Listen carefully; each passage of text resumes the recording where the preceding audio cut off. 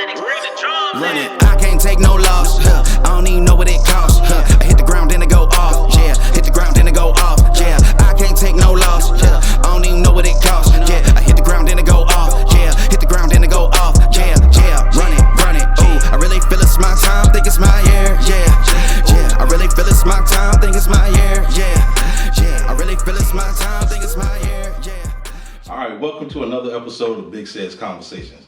Today I have Mr. Ian Bell with me, and he's going to share some good information, and hopefully through our conversation, some knowledge and possible healing be able to take place. All right, Mr. Ian Bell, how you doing, man? I'm feeling good, man. Happy to be here. Awesome, man. Glad to have you, man. Tell us a little bit about yourself. Where you from? Yeah, I'm from San Antonio, Texas. I'm a licensed clinical social worker. I've been over here in Okinawa for about a year. About a year? About a year now. Before, I was living in Austin for about 10 years. Worked at the University of Texas there, at the counseling center there. And was doing that for about 5 years, working with students. Okay. Worked with the Student Veteran Services there as well. So yeah, I'm happy to be on Okinawa, working for the Air Force. I'm attached to the logistics squadron here, so I'm an embedded social worker, so I kind of work in the unit with everybody. And it's kind of my dream job. I've always wanted to live abroad, and I've always wanted to work with the military. Okay. So it's kind of check both boxes. Is this your first time working abroad? Yeah, first time working abroad. Yeah. So it's Yeah. been a steep learning curve. I've learned a lot of it in this past year. Awesome. Man, I remember when I first met you, my wife actually told me about Storytellers when I started the podcast. She said, you ought to go check out the Storytellers. I've heard a little bit about it. I said, okay, cool, let me go check it out. So when I got there, I stayed in there. I was in there a good 30 minutes, and I was just listening to the different people come up and talk and, share their stories. And I was like, man, this is amazing. This is in line with what I wanted to do with the podcast, people sharing their stories about, how they overcome adversity or dealt with just different things in their lives, man. How did you get involved with Storytellers? So one of the people within our squadron kind of came to us with the idea. It's been an Air Force event that's happened maybe over the past 4 years. So they've done it at some different bases stateside. They did it at Kadena actually last year, but she wanted to bring it back and kind of make it a bigger kind of league-wide event. So me and my counterpart got involved with it and really just kind of went around base trying to see who would be interested in kind of sharing their story. So we just went around talking to people, seeing what their stories were and kind of what the lessons that they learned from it, and really just kind of hammering down what do they want to impart to the people out of their story. So how many Storyteller sessions have you participated in so far? That was my first one. Okay. That was my first one. So we're looking to do it again, hopefully next year, and kind of make it an annual event for Kadena. Man, I tell you what, man. So now that you're aware of the podcast, and I know you guys are doing that, you're saying doing that annually, I'm sure you guys run across people every day. Somebody's got a story to share. Definitely don't hesitate to pass them my card. I would love to hear that story, man, because like I said, man, in those stories, wisdom, knowledge, and healing could come out of that, man. Like I shared in my initial episode, man, about testimonies in church. I was always told that testimonies aren't for you. Right. It's for someone else who may be not strong enough to go through what you've gone through, and you've come out on the other side to tell that story, you know what I mean? So definitely would love to have more people come on, man, because it's amazing. I throughout my military career, man, I've met so many people in stories, and it's just amazing. I got them all stockpiled in the back of my head, and they're like, okay, man, I think about it all the time. I'm gonna get this person to talk about this, this person to talk about that.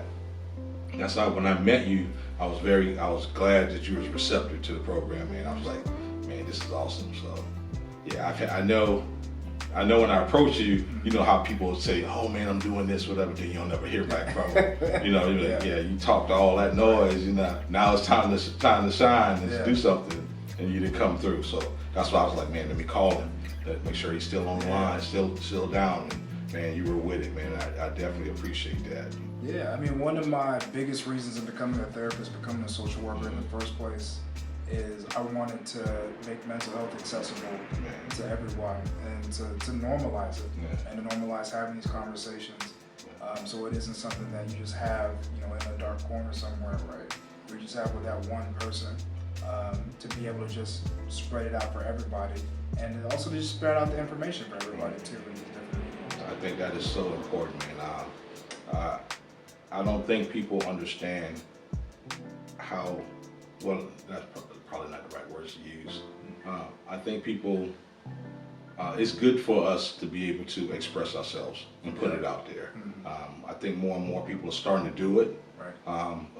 Before, it's kind of, there was so much stigmatism behind seeking mental health, especially with us men, because we internalize so much. We hold it in. We're supposed to be the alpha males, the protectors. How can we have that perception of how can you be strong and guide me or teach me or protect me, and you have an issue? So we kind of internalize that stuff, put it on the back burner. But one thing I've learned growing up, man, iron sharpens iron. I think we've all. Have you ever heard that one? There's a story out, and I see it on YouTube all the time. I think what's his name? The hip hop preacher. Eric Thomas. Eric Thomas is telling the story about a lion. And there's this lion out in the jungle, right? And he finds himself surrounded by like 20 hyenas. And he's kind of holding them off, but he's getting tired. And then the hyenas are like, they're getting braver and braver. They're coming in, they're attacking them from the front, they're attacking them from the back. And then from the distance, there's another lion. And he sees it, and he starts charging towards them. He doesn't even reach the hyenas, just the fact that other lion is coming. Right. Them 20 hyenas realize, hey, look, we might can get one, but there's no way we can handle two. Yeah. So when that second lion gets there, and you can see the hyenas scatter away, and then the two lions, they rub manes, they embrace, kind of. He's like, man, that's powerful. Yeah. That analogy that he uses, man. Sometimes, we don't need to try and do everything alone. So just knowing that we have support through programs, and I like to tell people all the time, especially people that I meet, look, I'm here. Yeah. And sometimes it's something as simple as that. Sometimes you don't have to do anything special. Just be that ear. Yeah. And sometimes it's good to be able to just vent. Because I know some fellows that I met, they share some stuff with me that they wouldn't even tell their wives. Right. Because I think we as men, we need to have that safe space. Yeah. Have that safe space and the comfort, knowing that, hey, he gets it, he understands. As a man, I get it, So, but I think it goes into like this, changing this definition of what vulnerability is, right? And just kind of attaching strength to vulnerability. Yes. And to be able to have that space. Not only just to have it with women, right, which is traditionally what it's been, be able to have that vulnerability in that space with other men to your point, have that iron sharpen that iron. Right. So, in your, as a social worker, is there like a 1-800 number or something that they can call? Yeah, we don't. So for True North, we're more of a preventative program. So we're kind of catching things upstream. So we do a lot of mental health outreach events. We do a lot of preventative mental health care. So we don't do any crisis work. Okay. Really, but the one that I always push for people is the Veterans Crisis Line. Okay. That's always a great one to use, and it's 24/7. People can call it no matter where they're at in the world. Awesome. And always there's Military One Source. They have their own crisis line on there. Counseling services too for crisis, so awesome. Always push those. So with that being said, the Veteran Crisis Line, I'm gonna put that number up right here. So anyone that needs it, feel free to use it, man. It's I can't express enough. I've over the years, I've witnessed a lot, and we lost a lot of people. I don't want to say no names or anything like that, but can't help but think, man, what if that person had someone they could have reached out to? What if someone had made that extra attempt to make a phone call or or just be that sounding board for those individuals, man. So it's serious, so I want to make sure that people take advantage of that. You told me that you got to see the intro video and the mindset video. That mindset video is very near and dear to my heart because I think a lot of people, sometimes we need those guidelines or steps to kind of help with our mindset. You know, in the mindset model, I call it RAIN. R, recognize your mindset. A, analyze your mindset. I, implement positive influences to impact your mindset, and N, nourish your mindset. In watching that video, what stood out to you? Yeah, I watched the video and I was like, man, this RAIN is like this journey that I've been on the past 5 years of my life. Okay. And I feel like I've ran through all of those steps. Yeah. And I'm at the end step, right? I'm at Okay. the nourishing step where I feel like I have these good structures in my life and these routines, and Right. I'm disciplined, and I'm engaging in relationships that are positive and reciprocal for me. And so I feel like I'm just creating more of the things that I know that work. But I think so that's where I feel like I'm at, like that end step. In the I is implementation, right? Mm-hmm. That I, for me, was coming over here, Yeah. right? Knowing I needed a change and stimulus to get to where I needed to go. Okay. And really kind of taking a leap of faith of knowing, leaving the comfort of Texas, you know, I had everything I needed in Texas. We were talking about barbecue. I had all the barbecue I wanted back home. And all my friends and my same circles and my gyms, and like, but I was too comfortable. Mm-hmm. I needed an impetus for change, so I really implemented it in applying for this job, and then when the opportunity came, you know, accepting it, right? Because I could have declined it, but just going through with the plan, and now I feel like I'm in the end step feels good, right? Yeah. But there's all that work that you have to do up front to kind of get to that point. Yeah, I think you overcame the fear of the unknown. You know, you stepped outside of your comfort zone and said, you know what, I'm willing to make that change. And so many people get caught up in that. You know, they get comfortable or complacent where they're at. And they, hey, you know, I got a decent job, got a roof over my head, I got food on the table, clothes on my back, I'm good, you know. But you're good, but could you be extraordinary? Right. Could you take it to the next level? And I think that's something that I would like to see more people do on a regular basis. I'm trying to implement that myself, you know what I'm saying? I constantly try and pay attention to the things that I input into my body, not just as far as nourishment, as far as food concerns, but just the words that I listen to, the music that I listen to, the people that I'm around. I think that's so important. You are a reflection of who you are. You know, we've all heard the saying is that if you're around 5 broke people, you're gonna be the 6th. Yeah. You know? You're gonna be the 6th. Yeah. So my thing is I try to surround myself around knowledgeable people. You know, not trying to see if I can outsmart them, but I actually want to learn. You know what I'm saying? So I like to chop it up, have conversations with folks. And if I drop something, great, pick it up. Because if you drop something, you can best believe I'm not like a Hoover. Yeah. I'm sucking up that knowledge, man. I'm trying to get it all in, man, because you can never know too much.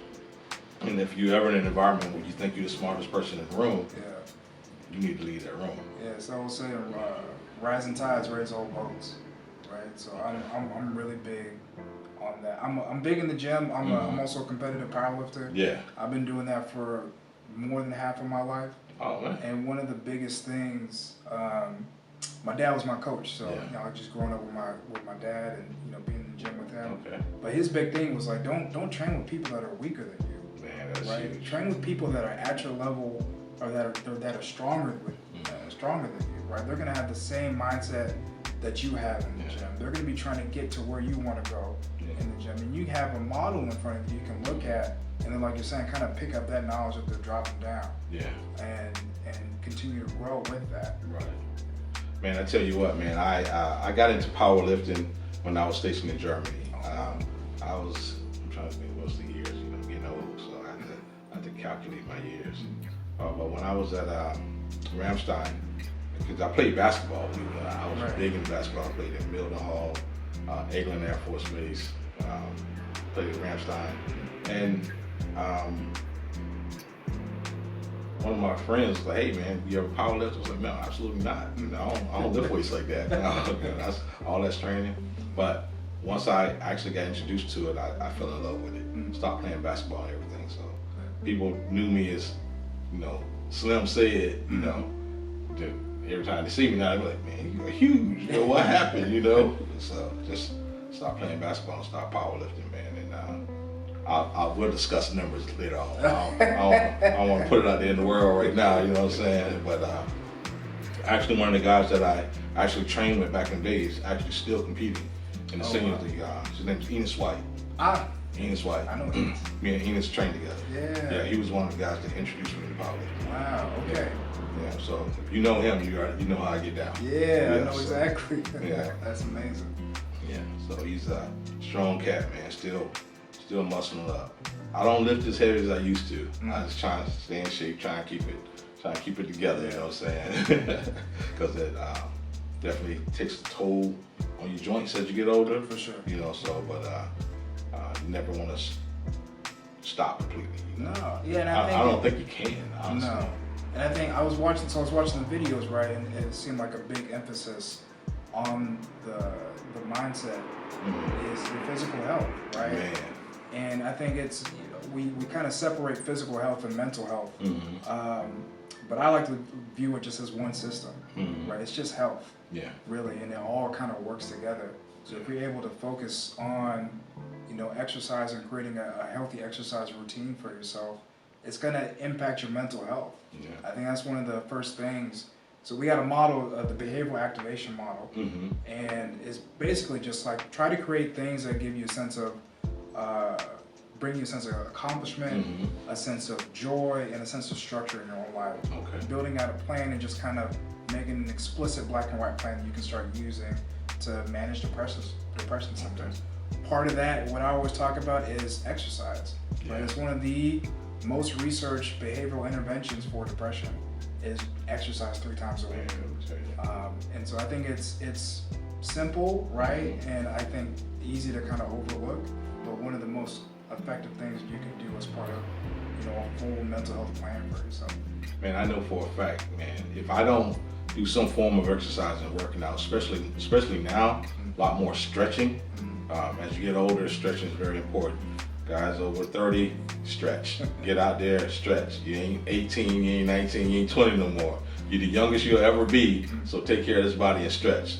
So, but yeah, I definitely get out there and try and do my thing. I'm not a yoga master. You doing some yoga before you came over here, right? Right before I came over. Okay. I'm 30 now, and I'm trying to learn from the ones that came before me. So are you doing regular yoga or are you doing hot yoga? I'm doing regular yoga right now. I'm a baby step into my yoga practice. Man, I don't even, about a year ago, my wife took me to this, I don't know what it's called, like this heat pot thing where you sit on this pot and the heat steams up and extracts toxins out of your body. Oh wow. Yeah, that's no. That's not a good look for me. So she can take heat like no other. Yeah. She can sit in that stuff and be cooking like a crab, and I'll be about to pass out. Yeah. But it's definitely relaxing on the body, helps with the joints, definitely helps with the skin. So, but yeah, if you can handle that heat.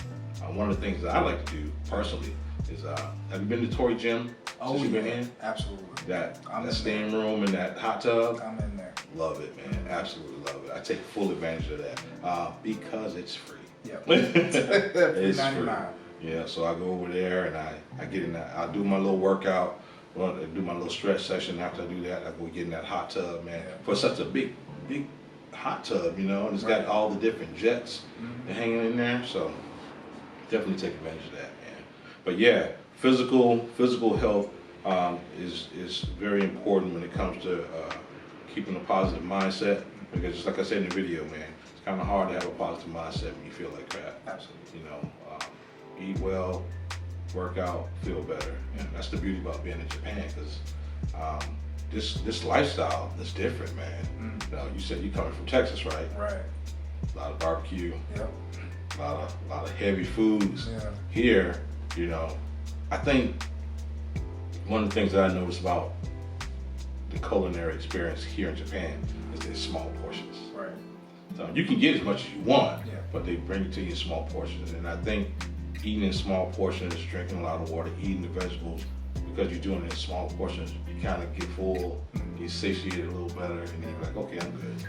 Yeah, so, I think it kind of challenges the notion of how much do I really need? right. How much meat do I really need? And maybe I could eat it. I feel like one of the biggest things I noticed, like a Japanese breakfast, right? A set breakfast. There's usually a salad with it. Yeah, Like there's vegetables, something green kind of in every every single meal. Every meal. Yeah, and it's not a bunch of meat, right? It's Yeah. usually a little side salad, something Yeah. green, Yeah, a serving of rice, Yeah. and then maybe like a piece of fish or something like that, a little egg omelet. yeah, And so I think, yeah, it's really challenged my notion of like, what do I really need yeah. in my diet to accomplish the goals that I have? It doesn't have to be, a rack of ribs inside of it, potato salad, mac and cheese, every week, Man, don't get me wrong. I'm partial to it, man. So, you just trying to control it. You know what I'm saying? Because when I was in Florida, man, I just throw down like every weekend. But now here, every once in a while it's cool. But just that healthy lifestyle over here. And one of the things is everybody's constantly moving. You'll see people of all ages just walking. Yep. A lot more walking being done over here. So one of the things I like to do to get my walking in is I play golf. You swing the clubs? No, I don't. Oh man, come on, man. You need to come on out there. Let us take a little bit of that money. Let us dig off in the pockets a little bit, man. But yeah, I definitely enjoy golf. It's a great exercise. And everybody that I talk to about golf, they say, hey, I'll give it a shot. After playing it, they realize, man, I am tired. Yeah. I'm wore out. I'm using muscle, the swinging, the twisting of the waist, the stabilization in your from your feet all the way up to your hips. It's a lot goes into playing golf, and people just like, it's just hitting a little small ball to the hole. No, it's a little more than that. Yeah. But it's a great physical activity, man, and I think that's the key. Find your niche, find what it is that you like, and just get it and just get involved, man, to make it happen. It's all good, man. Yeah, hiking is my thing. Oh. Yeah, I'll go on some hikes on the weekend, and that's my cardio. Okay. And I like to find a good little spot in the middle of the hike, sit down for 10 minutes, just kind of meditate in a place that I like. Yeah. So I get a little bit of that physical activity, a little bit of that clarity and that calm for a minute. But yeah, that's my other thing. I'm in the gym, I'm in the weights all the time. Yeah. But Saturday morning, Sunday morning, go find somewhere, catch a nice little hike. And there's so many great spots here on the island, man. Ona is really nice, man. Beautiful beach area, and you can find some trails. There's this one waterfall. I can't think of the name of it right now, man. But I'll afterwards we'll It's not chat. Tataki Waterfall, is it? Tataki Waterfall. Okay, yeah, That's on it. my list. That's on it. my list. It's worth it, man. I took the family there, man. The kids had a great. They got this rope. Yeah, man. That rope ain't no joke. That rope ain't no joke. I climbed up on that little boulder rock that they had up in there and swung up on there, broke my neck. It was fun. Dangerous but fun. I think the beauty of the fall is, when you get there, you don't just go straight to the fall. You gotta hike up a trail, and that trail is down it's not like a creek.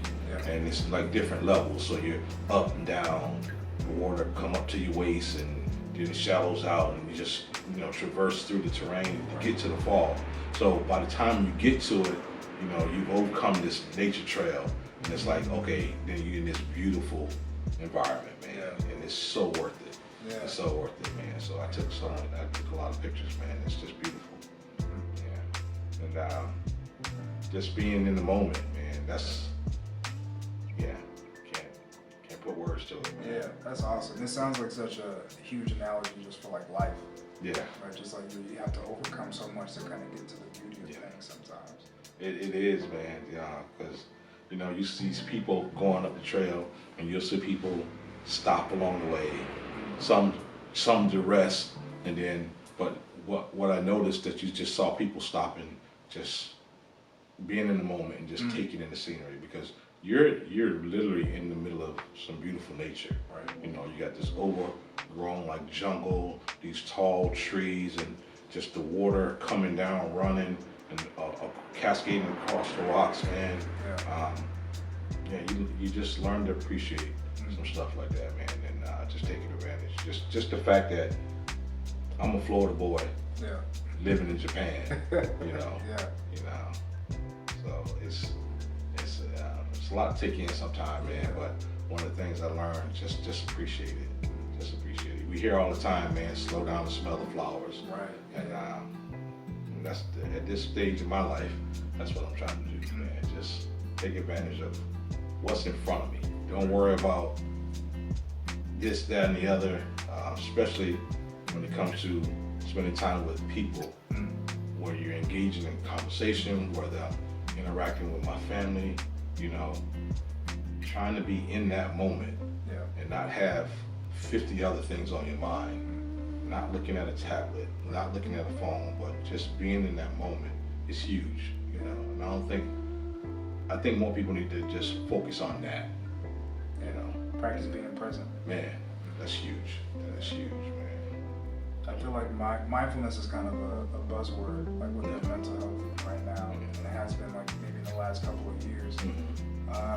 And so I think that because it's so popular, it can kind of turn people off. Yeah. But really, it's just that. It's Yeah. just the practice of being present. Man. Practice when you're sitting down eating dinner with your family, when you're brushing your teeth, you know, when you're taking a walk outside, when you're taking the trash out. Yeah. Anything could be a mindful practice. Yeah. Anything could be an opportunity to be there in the here and now.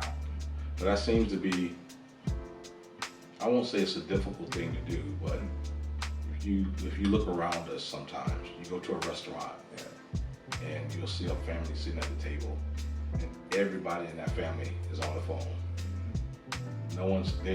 They'll be talking to someone else, Right. but not to the people at the table. So, yeah, so I think in my house, when we're at the dinner table, you know, my kids got phones, they got tablets, you know, they got their own little social circle, and I get it, I love it.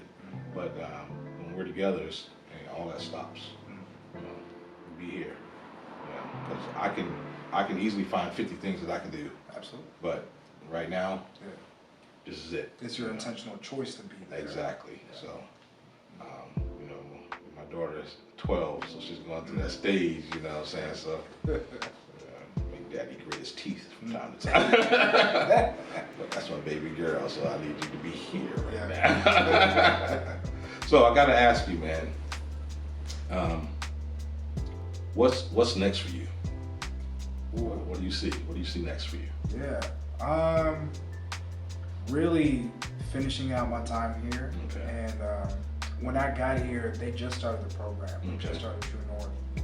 And so we were kind of building the plane in the sky when we were flying it. So it'd be nice to kind of, I think we're at a good place now, having it structured and people know what it is and the services that we provide. And we've done a good job, I think, of normalizing accessing our services. So we got people coming to us and you know, we're doing therapy in the flight. So yeah, just really continuing to build out that program and run the events that we're running. Okay. For me, you know, I was just talking about this with somebody today, actually. Okay. I want to start up a private practice Okay. just as a private therapist and kind of get that off the ground and get on my business thing and open up an LLC and just kind of get that moving and take all the steps to kind of build that out for myself. Ultimately, you know, I got into this thing to specifically work with, you know, Black active duty people and Black veterans. And so I would love to be able to open up a space, not outside of the military, right? A private space that people can go to. And get Right. Understand, man. That's great. Well, you know, my hat's off, and we speaking it into existence right now. You know, we're gonna make that happen. You know, anything that you need from me, you know, let me know, and we will do what we can to do to push that thing forward, man. Because yeah, it is definitely needed. Yeah, that's awesome, man. All right, so I had a question for you, man. So, and it's sticking in my head because you brought it up. Yeah. You know, So, I'm gonna ask you some numbers, you know, because you brought up powerlifting. Yeah, Right? I'll talk about it all day. Yeah. So right now, your current body weight is around what? 230. 230. So you're benching how much? So I compete in equipped powerlifting. Okay. So I use like the single plaque gear and all Okay. that. So my equipped bench is about 630, Mm-hmm. and my raw bench is about 440 right Okay. All right. And deadlift. now. 860 is my best. Okay. And squat. Equipped, it's 881, Mm-hmm. and raw is about 7. Okay. Yeah. Man, those some big numbers, man. I appreciate Some it. big numbers, man. My goodness. I'm trying. So all my stuff was raw. So bench was 500. Ooh. Squat was 6. Yeah. Deadlift was 708. Yeah. It was all raw. That's So, a huge bench. yeah. So, but I absolutely love it. And I was with Enos. Yeah. Man, I'm telling you, man, them cats. I love being on that team, man, because their level of accountability was through the roof. Right. Like when we practice, we was practicing. If they call you, hey man, where you at? Yeah. What are you doing? You know, I'm like, Enos didn't play. yeah. Enos didn't So, play. but yeah, that was a good dude, man. When I lived, my dad moved to San Antonio and retired there. Mm-hmm. And so we worked out at a gym called Olympic Gym. It's a Okay. big powerlifting gym in Yep, San I know Antonio. exactly what it is. Oh, awesome. And Enos, he trained at that Goals Mhm. down in San Antonio. He Yeah. had his own little group. Mhm. And shout out to Enos and shout out to man. Andre Golson. He used to train with Enos. And then he started, he would come and train with us too and train my dad, Gene Bell. And we would train all, so I know. Oh, I know Gene. You know Gene? That's Yeah, my I know pops. Gene. That's my pops. That's your dad? That's my dad. Oh my goodness. I figured you know him. You know Yeah, Enos. because You probably he's know the my one that started the whole, at least from what I remember, the whole Ramstein team. dad. Oh my goodness, Gene Bell is your dad. Yeah. Oh my goodness. Oh my goodness. Yeah. Oh, we definitely got to chop this up. Man. Absolutely. Yeah. So I know all of the guys. I was in the gym at 11. Man, your 10 dad's years a old. legend, dude. Yeah. Your dad is a legend. If I'm not mistaken, in the up at Maxwell Air Force Base, there's like they got a picture of him, of your dad, up in there for powerlifting. Yeah. Yeah. Okay. Yeah. Gene Bell, my favorite powerlifter, 10-time world champion, multiple time world he's record ridiculous. holder. I think your dad made me throw up. That sounds about right. Yeah, he made me throw up my first time because I never squatted. You know? Oh, okay. Yeah. Yeah, but I realized I had a natural strength Mm. that I didn't know about. Yeah. You know, but yeah. I think that's one of my best. My dad has I think a great eye for talent for powerlifting Yeah. specifically, and he does a good job, I think, of taking athletes from other sports Yeah. and seeing like you could do this as well. Yeah, You because just don't he's know. the one that asked me. He was like, hey man, you ever think about powerlifting? Yeah, that sounds like him. Yeah, no, absolutely not.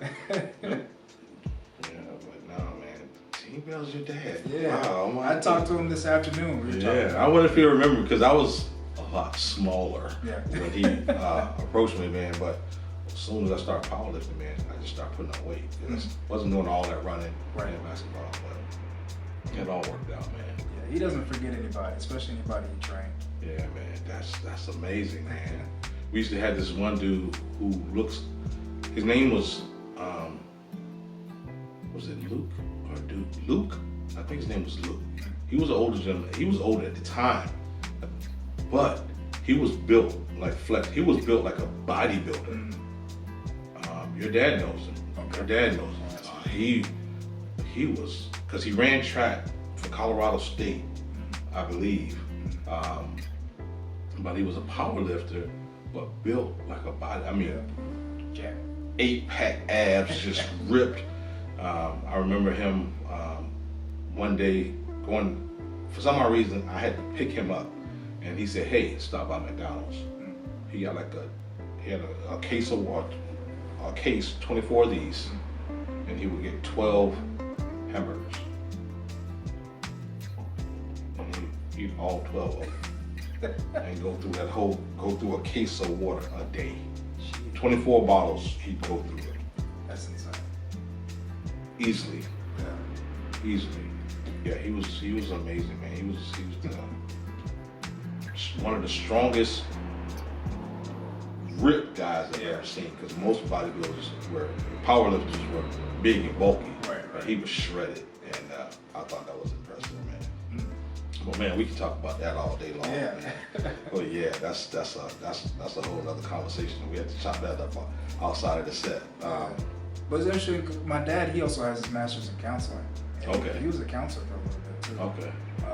So I think all throughout my athletic career, and like even as a social worker, like I feel like I've always kind of been in this blend of an athlete and a therapist, Yes. even before I became a therapist, because he was so big on the mental game about sports. Man, And staying positive and creating that environment, not only internally but externally for yourself. So I take a lot from what he has taught me, and I bring it into my actual clinical therapy work, working with people too. So it's been a nice blend of everything. Man, that's awesome, man, because powerlifting, you definitely need a positive mindset, man, because sometimes your body ain't in line with your mind, and you just gotta will it, and you can make that happen. Man, you threw me off track, man. Y'all got to change my whole frame of thought. You took me back. I'm thinking back to my Ramstein years, man, and all the competitions and whatnot. And those some great times, man. So if you were there when my dad was there, then I was there. Okay, how old were you? I was probably 4 years old, running around. You might have saw me at a meet in Ramstein. Really making me feel my age right now, man. Goodness gracious. It's bad enough I got this big gray beard, you're really 3 years old. That's amazing, man. That is amazing. Man, goodness gracious. Man, you threw me for a loop, man. I done lost my frame of thought, man. That's why awesome, you told me man. that you went to Lakeland, right? I graduated from Lakeland. Yeah, man. I called my dad. I was like, "Yeah, I'm gonna do this podcast," and I was like, "Yeah, he graduated from Lakeland." He asked me, which one? Kathleen or I can't remember the other one. So you got Lakeland Dreadnoughts. Right. He asked me Kathleen or the Dreadnoughts. Yeah, Lakeland Dreadnoughts. Those were our rivals, man. Right. Kathleen Red Devils and Lakeland Dreadnoughts, man. Right there in the heart of Lakeland, always going head to head, man. The football team was ridiculous, man. Them cats literally be going out for blood, And then, of course, you had the rivals around outside. You had Plant City, Bartow, let's see, Clearwater, Tampa Lions. I remember them. Auburndale. So all those teams, man. We would just go at it, man. But when Kathleen and Lakeland Dreadnoughts played, you shut the stadium down, bro. It was standing room only. People came to see those games, man, because you had these two high schools right in the heart of Lakeland, Florida, and all these kids literally in the same hood. But they go to different schools, and man, it'd be amazing. Yeah, that's awesome, man. Whew. I'm still caught up on you being 3 years old. I'm at Ramstein, man. That's awesome, man. So you're into powerlifting. You're doing your social work here. You like hiking. Yeah. So single, right? Yeah. Married, no kids. Married. Not married, no kids. All right, world. we got an intelligent young brother here, single, no kids, love to hike. What's your zodiac sign? I'm Leo. He's a Leo. I'm a Leo. So there you go. He's out there. We want to keep it a buck. So, no shenanigans. Yeah.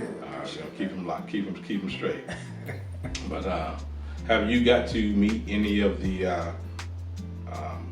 D9 community folks here, like the Alphas, the Omegas, the Zetas, the Sigmas? Nah, not yet. I haven't been involved yet, but I've been thinking about it. My mom's an SG Row. Okay. So I've been thinking about getting involved with the grad chapter. Okay. Yeah, so I've been exploring. All right. Well, definitely take your time. I'm gonna put it on record. So our next interest meeting, I'm definitely gonna invite you to come out. Okay. We would love to see you wearing the blue and white. The best fraternity on island. But definitely, and I'll say this with all honesty, man.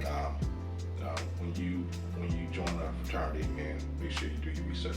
Make sure that that organization is a good fit for you, and just what are your values, what are your pillars that you stand on, and if that organization can line up with that, then I'll say get it considered. So definitely take your time, because we're here. The island is full. Yeah. We're all over, so definitely take your time. Absolutely. All right, man. So we getting ready to come to the end of this interview. Any closing words? Any closing remarks you got, man? Just it was a great time to be here. Always a great time to connect, and hoping people will find this and use it as an opportunity to learn. Yeah. And an opportunity to allow themselves, to give themselves permission to think about their own mental health and kind of what they can do to get to where they want to go. Awesome. And once again, man, I'm gonna put the Veteran Crisis Hotline number up here. So if you need it or know of someone who may need it, don't hesitate to make that phone call, man. Resources are available. We're here. And if you need be, I'll put my Gmail here. If you got questions or comments, please feel free to make comments on the video on YouTube. Hit me up on my Gmail account, bigsaysconversations@gmail.com. Hey, the platform is here, so don't hesitate. Reach out. We're here. So as always, take care of yourself physically, mentally, and spiritually. Peace. And that's all right, right? Cool. Hey, All right, man. man. Appreciate you, man. Yes, sir. Appreciate you, man. That simple, bro. Just that simple, man. Yeah, awesome. Run it, I can't take no loss. I don't even know what it costs. I hit the ground, then it go off. Yeah, hit the ground, then it go off.